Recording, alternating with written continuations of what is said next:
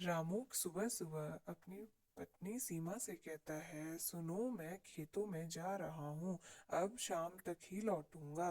तभी सीमा बोलती है, जी आप जाइए। तभी हम उनके बच्चों को देखते हैं जिसका नाम सोनू और सुनीता होता है। सोनू अपनी दीदी को आवाज लगाता है, सुनीता दी सुनो, सुनीता दी मेरी बात तो सुनो, प्लीज एक बार मेरी बात सुन लो। तभी रामू भागते हुए सीमा के पास आता है।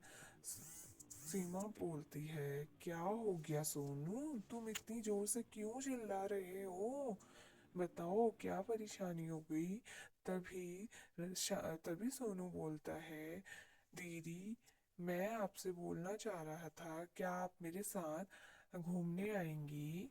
तभी सोनू की दीदी बोलती है सीमा कि नहीं, मुझे अभी घर जाके खाना भी बनाना है, माँ का हाथ बटाना है कामों में, तुम भी समय से आ जाना सोनू घर को। इतना ही बोलते ही वह चले जाती है। तभी सोनू सोचते हुए घर को जा रहा था कि तभी सोचते हुए वह जाता है, तभी वह देखता है, वाह क्या साइकिल है, काश ये साइकिल मेरे पास भी होती। तभी सोनू सोचता है, अगर मैं एक बार अब पिताजी से बात करता हूँ, क्या पता पिताजी मुझे साइकिल दिला दें। तभी वह दौड़ते हुए खेतों की ओर जाने लगता है। जैसे ही वह दौड़ते हुए खेतों की ओर जाने लगता है और वह जल्दी जल्दी जाता है अपने पिताजी से बात करने के लिए, तभी वह सोचता है, आज तो मेरे मैं पिताजी से साइकिल दिलवा के ही रहूंगा। तभी वह टूटता है, पिताजी पिताजी आप किधर बैठे हो, पिताजी, अरे पिताजी आप इधर बैठे हो और मैं आपको कब से ढूंढ रहा हूँ खेतों में। आप सुनो ना पिताजी, मुझे आपसे एक काम है पिताजी, प्लीज मेरी एक बात सुनो ना पिताजी। तभी वह अपने पिताश्री के पास जाता है और पिताजी से बोलता है, प्लीज पिताजी मुझे आपको एक बात बोलनी थी कि मुझे एक साइकिल चाहिए, क्या आप मुझे एक साइकिल दिला सकते हो। मैं प्लीज मुझे एक साइकिल चाहिए, मेरे सारे दोस्तों के पास साइकिल है। तभी उसका पिताजी बोलता है, बेटा अभी सोनू, बेटा सोनू, हमारे पास अभी साइकिल के लिए पैसे नहीं हो पाएंगे, इस बार खेती भी इतनी अच्छी नहीं हुई है, तुम जानते ही हो, हम हमारा जितना भी पैसा होता है वो तुम्हारी पढ़ाई में चला जाता है। सोनू बेटा माफ करना, इस बार तुम्हें साइकिल नहीं दिला पाऊंगा और आप तुम सीधे घर जाना बेटा, जाओ। तभी सोनू घर तभी उस तभी किसान जल्दी से घर आता है। रामू घर आके बोलता है, सीमा सुनो सुनो सुनो।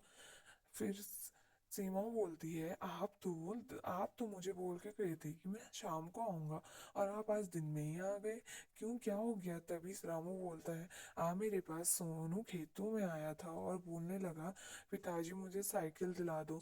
सीमा तुम तो जानती हो इस बार खेती बिल्कुल भी अच्छी नहीं हुई है और जितना भी हमारा पैसा आता है वह सोनू और सीमा की फीस में चला जाता है। तभी बच्चों की फीस में चला जाता है, वह खाना पीने में भी चला जाता है। ऊपर से यह महंगाई दिन प्रतिदिन बढ़ती ही जा रही है। हम गरीबों के लिए तो पता नहीं, जैसे रात सी ऊंचा छा गई है। ऊपर से खेती फसल में भी कुछ बढ़ोतरी नहीं हो रही है, हम कैसे चलेंगे। अरे आप टेंशन मत लो, मैं सोनू से बात करती हूँ, रुकिए। सोनू, मैं तो हमेशा से कभी भी पापा से कुछ नहीं मांगता हूँ, लेकिन पिताजी फिर भी हर बार मेरे को हर चीज सुना के भेज देते हैं। और भी तो बच्चे हैं, औरों के पिताजी भी तो काम करते। अरे बेटा सोनू, अरे सोनू मेरी बात तो सुनो। सोनू जी, माँ जी बोलो, तुम पिताजी के पास गए थे। हाँ, आप जाओ यहाँ से, मेरे को आपसे बात नहीं करनी। ठीक है मैं जा रही हूँ, अभी आती हूँ।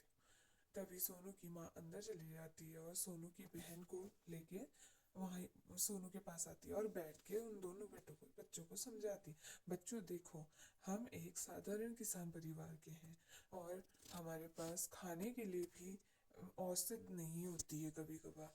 जितना भी हम कमाते हैं, मैं और तुम्हारे पिताजी, वह तुम्हारी फीस और तुम्हारे खाने और तुम्हारे पहनने में लगा देते हैं। जितना हो पाता है फिर भी हम तुम्हारी इच्छाएं पूरी करते हैं। बच्चों इतना नहीं है, आप हमेशा ऐसा ही बोलती है माँ। तभी सोनू के साथ सीमा बोलती है, सीमा भी बोलती है, जी माँ हमेशा ऐसा ही होता है बेटा, तुम लोग एक बात तो सुनो मेरी। तो बैठो। तभी बोलती है, तुम ही बताओ आज तक हमने तुम्हारे लिए कोई कमी करी है क्या? तभी सोनू से बोलती है, ऐसा नहीं है, तुम्हारे पिताजी अभी भी तुम्हारे लिए साइकिल ले देते, लेकिन तुम्हें पता तो है इस बार हमारी फसल इतनी खास नहीं हुई है, वैसे भी घर चलाने में बहुत परेशानी हो रही है, ऊपर से बेटा अभी तुम नहीं डिमांड करोगे तो कहाँ से होगा? सही बोल रहे हो मम्मी, मैं आज से कभी भी किसी गलत चीज़ की डिमांड नहीं करूँगा। और साथ ही बेटी भी बोलती है, आज से माँ मैं भी आपका घर खर्च में हाथ बटाऊंगी।